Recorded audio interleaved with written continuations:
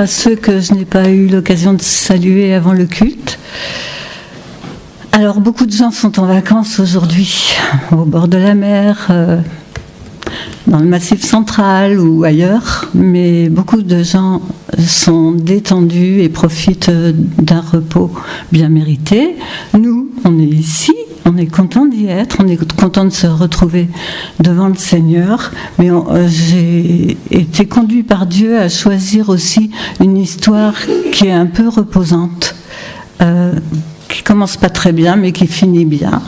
Et on va cheminer un peu dans la campagne du pays de Moab, dans la campagne d'Israël aussi, et on va suivre l'histoire d'une famille. C'est la famille de Ruth. Donc, il y a beaucoup de choses qu'on va simplement lire parce que c'est vraiment facile à comprendre, et je pense aux enfants aussi. Je ne sais pas s'ils auront quelque chose pour eux ou plus. C'est les vacances, donc je vais quand même essayer d'être simple pour que les enfants puissent comprendre un maximum et participer avec nous. Et quelquefois, il faudra quand même donner une ou deux petites clés pour mieux comprendre le texte. Par exemple, il y a une histoire de rachat. Qu'est-ce que ça veut dire, ce truc? D'où ça sort? Et ça, j'ai fait les recherches pour vous, donc je pourrais vous expliquer. Et après, je vais partager aussi des choses que Dieu m'a dit, enfin, qui m'ont touchée de la part de Dieu dans ma lecture personnelle. Vous reprenez l'histoire de Ruth après, et Dieu va vous parler peut-être en vous disant des choses complémentaires de ce que moi j'ai reçu.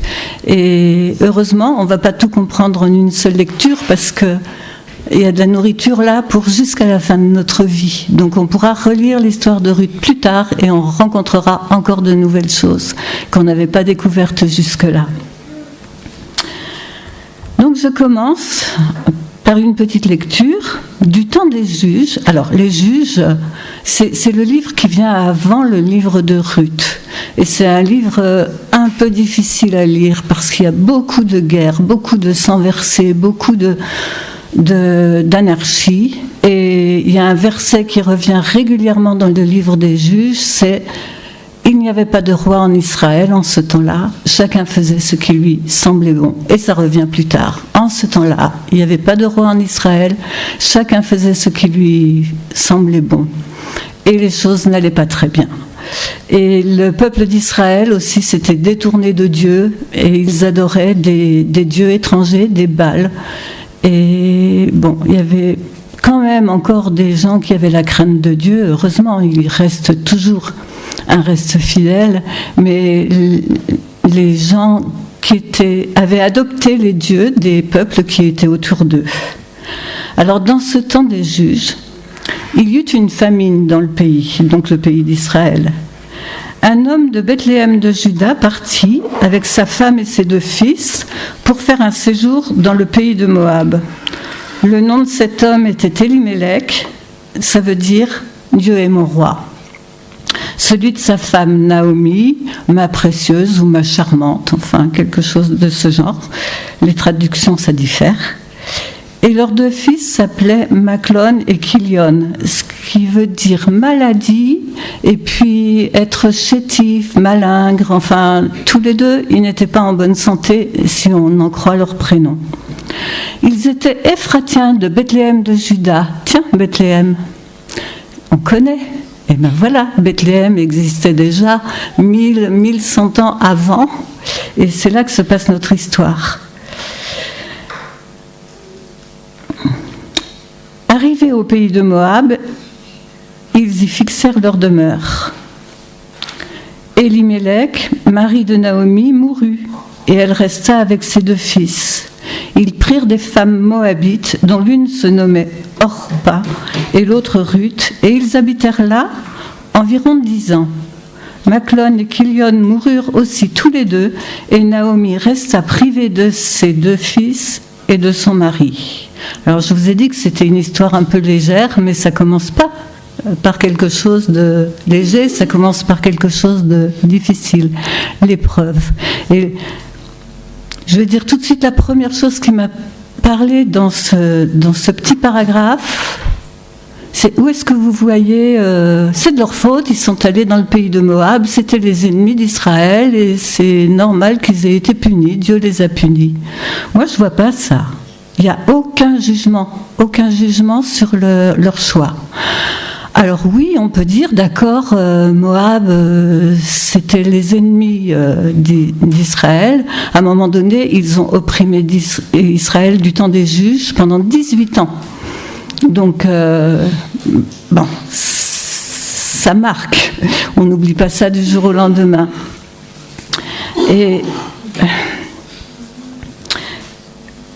Mais bon, je suis perdue, mais ça va revenir.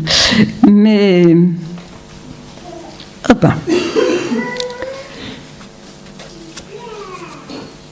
oui, mais la Bible ne nous dit pas.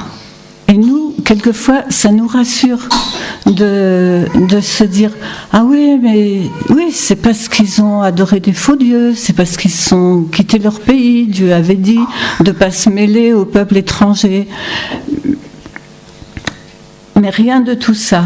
Et ça me parle.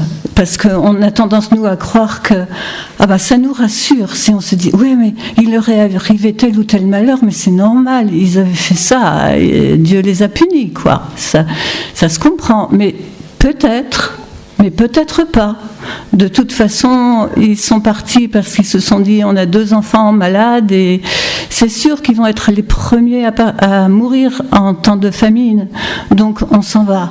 Et ils ont vendu sans doute un champ ou 2 et puis ils sont partis avec leur bourse et ils sont arrivés dans ce pays.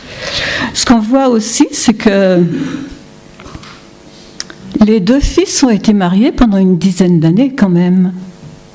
Ce qui veut dire que les 2 couples ont aussi été frappés de stérilité. Il n'y a pas eu d'enfants pendant ces 10 ans. Donc vraiment, l'épreuve était sur cette famille. Et puis après, les choses changent. Dieu intervient et pour ceux qui restent vivants, il y a un jour nouveau qui se lève et c'est ce qu'on va voir. Donc, Naomi reste privée de ses enfants. Qu'est-ce qu'elle va faire ? Elle entend dire que Dieu a visité le pays d'Israël et que la famine est terminée et elle décide de retourner. Elle n'a plus rien à faire là, que des mauvais souvenirs, plus d'argent, il faut qu'elle reparte. Et elle dit à ses belles-filles, allez, que chacune retourne dans la maison de sa mère, que l'Éternel use de bonté envers vous, comme vous l'avez fait envers ceux qui sont morts et envers moi. Et on voit dès le début qu'il y a une relation, une très belle relation entre Naomi et ses belles-filles. Et que l'Éternel vous fasse trouver à chacune du repos dans la maison d'un mari. Naomi, elle sait que si elle emmène ses belles-filles avec elle, elles vont vivre toutes les 3 dans la misère. Je pense que les femmes ne travaillaient pas à l'époque. En tout cas, quand on était veuve, on était souvent réduit à la misère. Et en plus, elles étaient étrangères. En plus, elles étaient d'un pays ennemi. Amenées en France, des jeunes filles allemande juste à la fin de la guerre, la vie va peut-être être difficile pour elle. Hein. Moi-même, 30 ans après la fin de la guerre, j'ai vu dans le nord où j'habitais un échange entre étudiants et les étudiants allemands qui étaient venus à Lens se sont fait tabasser par les Français simplement parce qu'ils étaient allemands et la guerre était finie depuis 30 ans. Alors, Naomi savait ce qui pouvait attendre ses belles-filles et elle ne voulait pas ça pour elle. Et les 2 jeunes femmes pleurent et disent non, nous on veut aller avec toi, on veut aller vers ton peuple. C'est pas toujours comme ça avec les belles-mères. On va voir, on continue, après je ferai une petite parenthèse. Donc Naomi leur dit, retournez mes filles, allez, je suis trop vieille pour me remarier. Ça, je vous expliquerai pourquoi. Elle parle de ça après. Et quand je dirai, j'ai de l'espérance, quand cette nuit même je serai avec un mari, que j'enfanterai des fils, est-ce que vous attendriez pour ça qu'ils aient grandi ? Est-ce que vous refuseriez de vous marier ? Non, mes filles, car à cause de vous, je suis dans une grande affliction de ce que la main de l'Éternel s'est étendue contre moi. Attention, quand on dit cause de vous, ça ne veut pas dire c'est de votre faute, mais c'est parce que vous êtes là. J'ai du chagrin pour moi, oui, bien sûr, mais j'ai surtout une grande affliction pour vous, parce que vous êtes dans une situation pire que la mienne. Vous êtes jeune et déjà veuve, vous n'avez pas d'enfant. Donc c'est à cause de vous que j'ai du chagrin, plus qu'à cause de moi. Et toutes les trois continuent de pleurer. Et Orpa retourne vers son peuple, vers ses dieux, où elle a la possibilité de se remarier. Ruth, non. Ruth est attachée à Naomi. Bon, Naomi, Noémie, c'est le même nom. Hein. Et comme j'ai deux petites filles qui portent l'une l'un, l'autre l'autre, je vais me tromper, mais c'est pas grave. Naomi dit à Ruth, voici ta belle-sœur est retournée vers son peuple et vers ses dieux. Retourne comme ta belle-sœur. Ruth répondit, alors là c'est beau. Il paraît qu'on en a fait des chants profanes, mais je connais pas. Mais en tout cas, c'est trop beau la déclaration d'amour de Ruth à sa belle-mère. Elle dit, ne me presse pas de te laisser, de retourner loin de toi. Où tu iras, j'irai. Où tu demeureras, je demeurerai. Ton peuple sera mon peuple, et ton Dieu sera mon Dieu. Où tu mourras, je mourrai, et j'y serai enterré. Que l'Éternel me traite dans toute sa rigueur, si autre chose que la mort vient à me séparer de toi. Voilà une belle déclaration. Hein. Ça m'a fait réfléchir aussi au sujet des belles-mères. J'ai le droit de me poser la question, je suis 7 fois belle-mère, donc j'ai intérêt à savoir gérer. Mais pourquoi est-ce qu'on taquine souvent, parfois gentiment, parfois un peu moins gentiment, les belles-mères ? Alors, on ne va pas faire une trop grande digression, mais je veux quand même vous dire, Dieu a dit, c'est pourquoi l'homme quittera son père et sa mère et s'attachera à sa femme et ils deviendront une seule chair. Pour pouvoir s'attacher à une femme, il faut commencer par quitter son père et sa mère. Et c'est normal, c'est logique, c'est une nouvelle entité qui se crée. C'est quelquefois un petit peu dur pour les parents, en particulier pour les mamans, qui ont passé 20 ans de leur vie à essayer de faire grandir cet enfant, et puis qui tout d'un coup le voit lui échapper. Et quand on visite ses enfants, on dit « Ah, mais on fait comme ça dans cette famille. Chez moi, c'était... » Il faut apprendre à se taire, il faut apprendre à respecter. Moi, je dis qu'avec les familles de mes enfants, je suis devenue un peu caméléon. Ça ne veut pas dire que je réagirais pas s'il y avait quelque chose de vraiment choquant, en particulier en rapport avec la foi. Mais il faut accepter que d'autres vivent différemment de ce que nous avons vécu. Et puis Ruth est un modèle. Ruth et sa belle-mère sont un modèle pour ça, parce qu'elles ont, je ne sais pas quel cours de psychologie Naomi avait pris, mais en tout cas elle était forte pour avoir créé une belle relation avec ses belles-filles. Et en plus elle leur a parlé de son Dieu, puisqu'à la fin Ruth lui dit, ton Dieu sera mon Dieu, ton peuple sera mon peuple. Alors là, les voilà qui repartent toutes les deux, une qui retourne dans son pays, et l'autre finalement qui part comme une immigrée d'un pays hostile, comme une déportée. Donc Naomi cesse d'insister parce qu'elle voit que ça ne sert à rien. Elles arrivent à Bethléem et tous les gens sont émus de les voir arriver. Les femmes disent « Ah, c'est Naomi !» Et puis elle leur dit, ne m'appelez pas Naomi, appelez-moi Mara, car le Tout-Puissant m'a rempli d'amertume. Mara, ça veut dire amertume. Alors là aussi, je m'arrête pour admirer sa sincérité.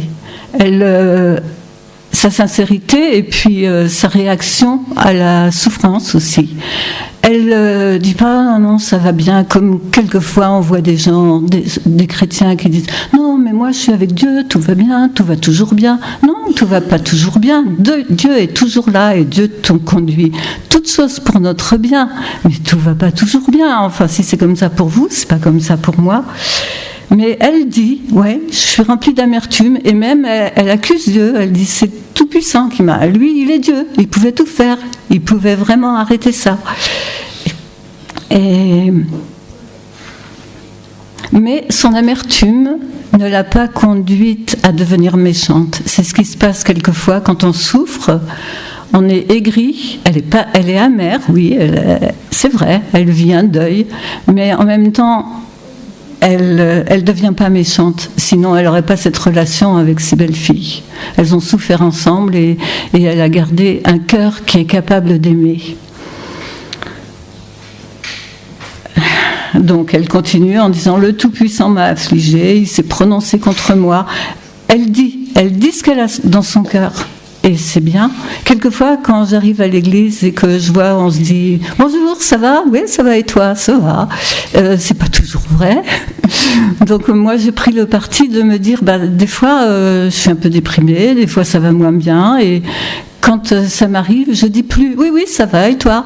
Je dis « Bon, pas trop en ce moment, mais voilà, ça va aller mieux. » Parce que je sais que ça va aller mieux, c'est la vérité. Mais elle dit qu'elle souffre, mais elle continue d'avancer. C'est pas ça qui l'arrête. Ensuite, il y a la rencontre avec le troisième personnage de cette histoire. Donc il y a Ruth, il y a Naomi, et puis le personnage important, le troisième, c'est Boz.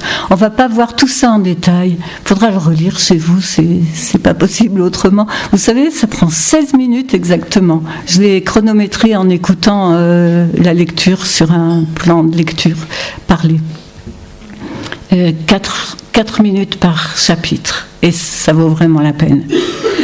Donc, je vais passer brièvement sur ce qui est vraiment simple à comprendre pour vous donner des clés pour la suite. Ruth ne se laisse pas aller. Elle dit il faut quand même qu'on ait de quoi manger là.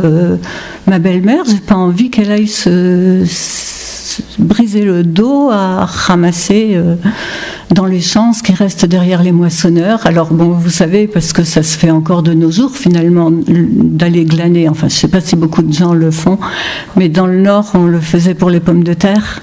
On allait, une fois que la récolte a été faite, les gens qui veulent ont le droit de venir et de ramasser ce qui reste. Et dans les lois que Dieu avait données à son peuple, il y avait une loi qui disait qu'il ne fallait pas, quand on moissonnait dans un champ, aller jusqu'au bord du champ. Il fallait s'arrêter avant, parce que la dernière petite partie, tout autour, c'était pour l'étranger, pour l'orphelin et pour la veuve. Et je souligne au passage l'étranger, parce qu'on a des fois l'impression que Dieu, il n'y avait qu'Israël qui comptait, et les autres, c'était des ennemis, il fallait les tuer.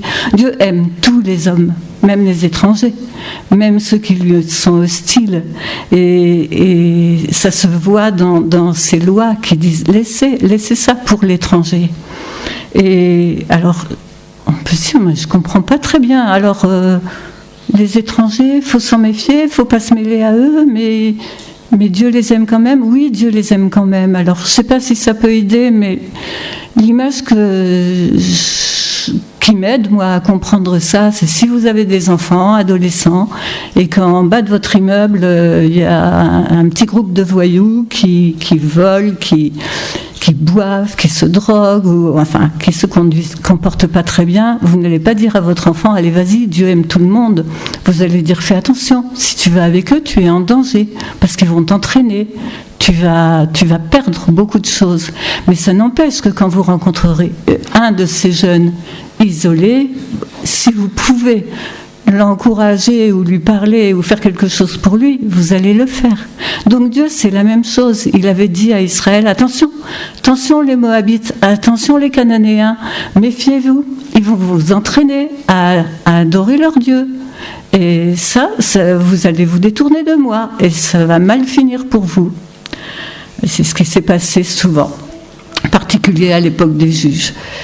Mais Dieu a un cœur pour l'étranger aussi.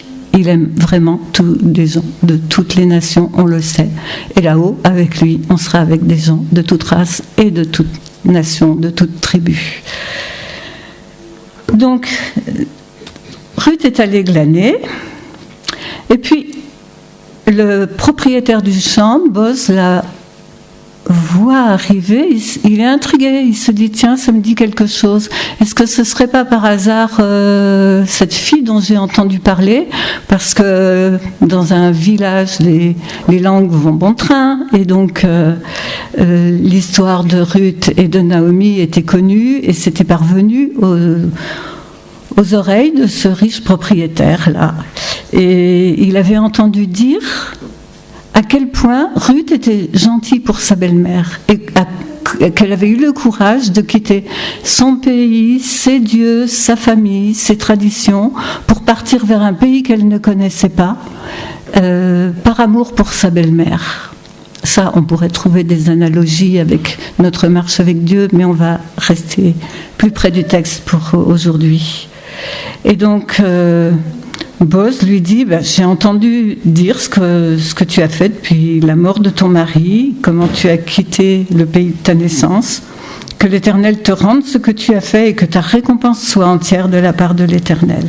Et puis le voilà qui lui accorde certaines petites faveurs. Il dit au moissonneur, laissez quelques épis tomber des gerbes. Je ne sais pas si les enfants, vous savez tous ce que c'est que glaner dans les champs. Parce qu'il n'y a pas beaucoup de champs par ici. Hein. Donc, quand on ramasse le blé, par exemple, on oublie quelquefois, comme si on cueille des fruits sur un arbre, des fois il en reste sur l'arbre, une fois qu'on a rempli notre panier.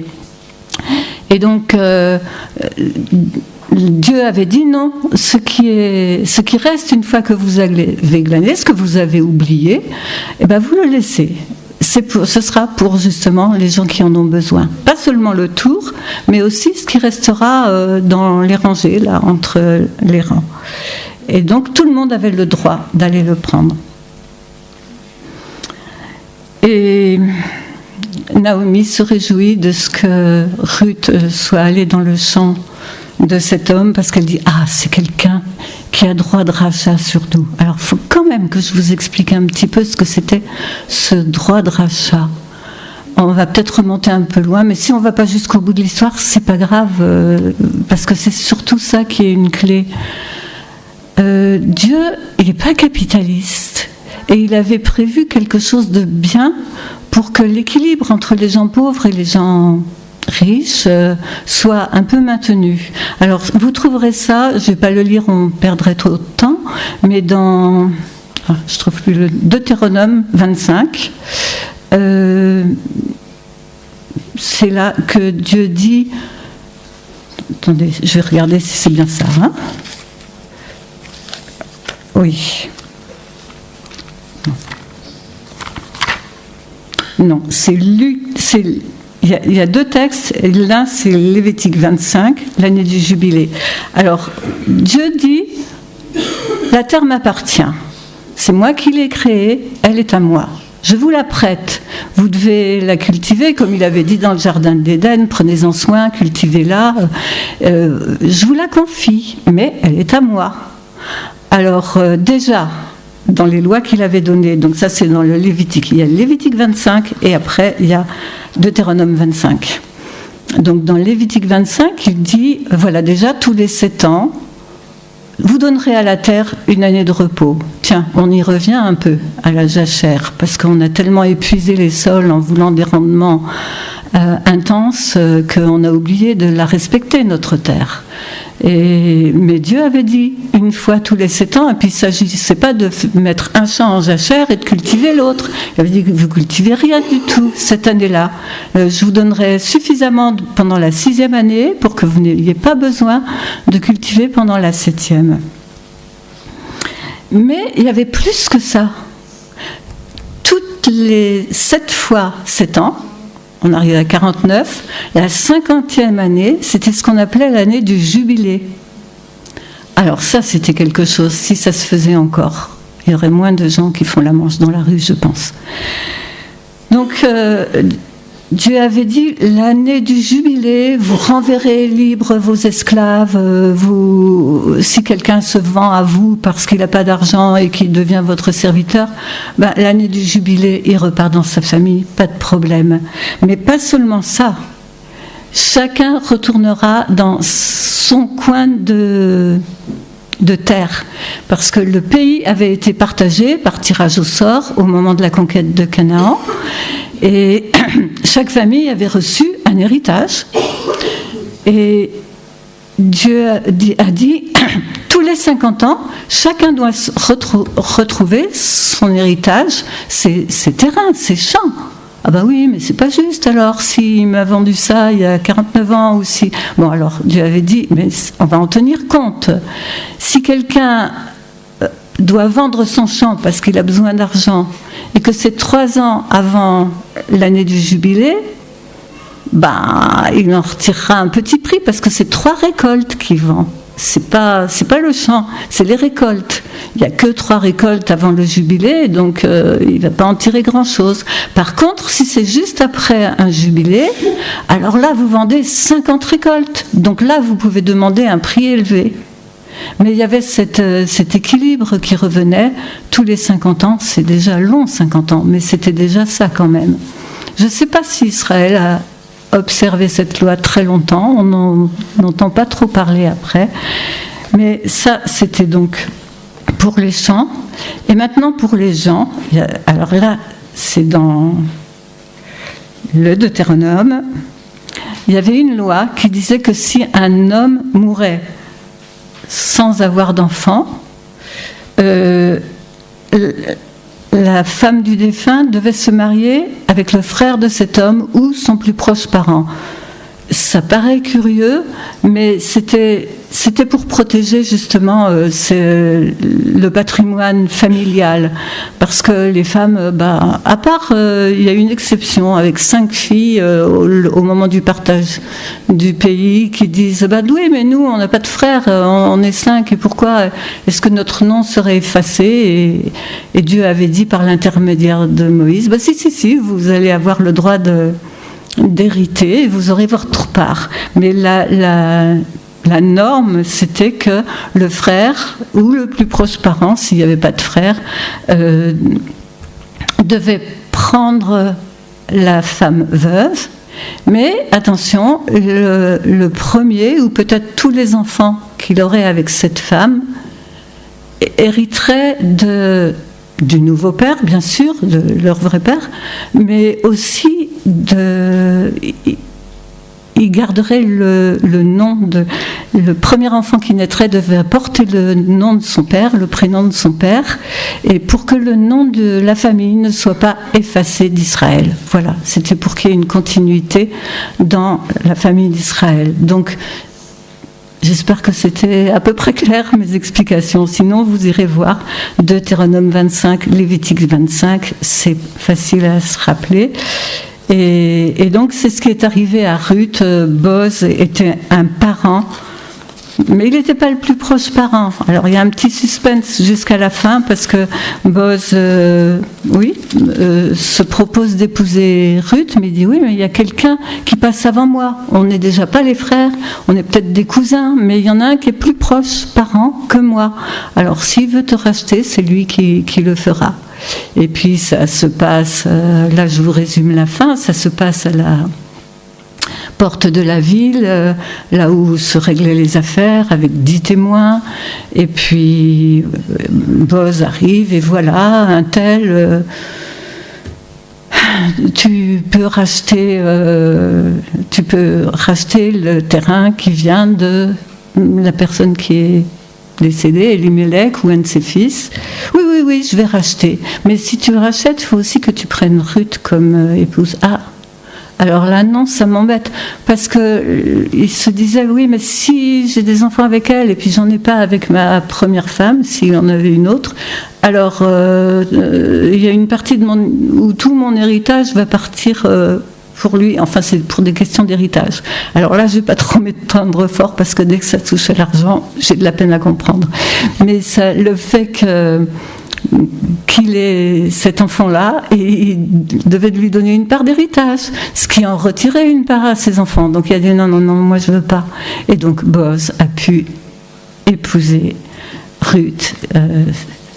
Et pour terminer, qui l'aimait, parce que les mariages n'étaient pas toujours des mariages d'amour, mais quand vous lirez l'histoire de Ruth chez vous, vous verrez qu'il y a quelque chose qui était né entre eux dès le début et qui s'est consolidé par la suite, et c'était un mariage d'amour.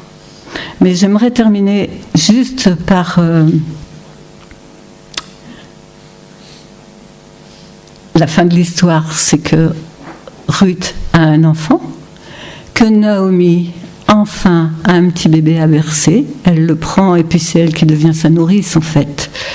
Et donc, elle a des jours heureux dans sa vieillesse. Après les épreuves du début de sa vie, Dieu l'a bénie avec cette belle fille qu'il aime tellement, et en plus, en lui donnant un petit garçon à pouponner.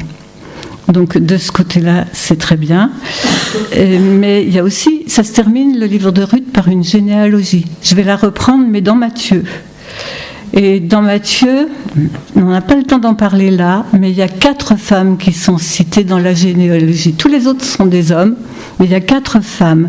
Et elles ont toutes les 4 une histoire un peu spéciale, mais elles sont toutes les 4 l'objet d'une grâce particulière de Dieu. On ne va pas parler des autres, sauf quand même pour dire que Boz avait pour mère Rahab, la prostituée, qui s'était jointe au peuple d'Israël après la destruction de Jéricho. Donc Boz, il était aussi sensibilisé au fait que Ruth soit une étrangère. Ça devait lui faire quelque chose, parce que lui, fils d'une étrangère, il s'était peut-être fait un peu bouler, on dirait en anglais, mais je sais pas le mot en français. Enfin, qu'est-ce que c'est, boule? C'est comment? Oui, enfin, oui, harcelé, voilà. Il s'était peut-être fait harceler, un peu maltraité, un peu mettre de côté par ses copains. Et Boz était sensible au fait que c'était Dieu qui voulait qu'on accueille les étrangères. Si on n'accueillait pas les étrangers dans le pays, lui, il ne pourrait pas y être. Donc, Salmon engendra Boz de Rahab, et Boz engendra Obed de Ruth. Et cet Obed, le fils de Ruth, est devenu le grand-père du roi David. Bon. Et l'autre, vous verrez aussi, si vous allez dans Matthieu 1, les 4 femmes, et puis retrouver leur histoire. Maintenant, avec les téléphones, plus besoin de concordance, on retrouve tout ce qu'on veut retrouver. Donc vous pouvez retrouver l'histoire de ces 4 femmes. Et j'ai lu récemment que quelqu'un avait dit, quand on prend la scène ensemble, le sang de Jésus n'était pas un sang pure race, 100% hébreu, il était métissé, parce qu'il y a 4 femmes en tout cas qui représentent, peut-être pas toutes les 4, il y en a 2 qui représentent un autre pays, et 2 c'est une autre histoire. Mais je crois que pour aujourd'hui, ça suffit. Donc voilà, que Dieu vous bénisse, et puis que vous ayez du plaisir à reprendre cette histoire et à y découvrir d'autres choses pour vous-même. Amen.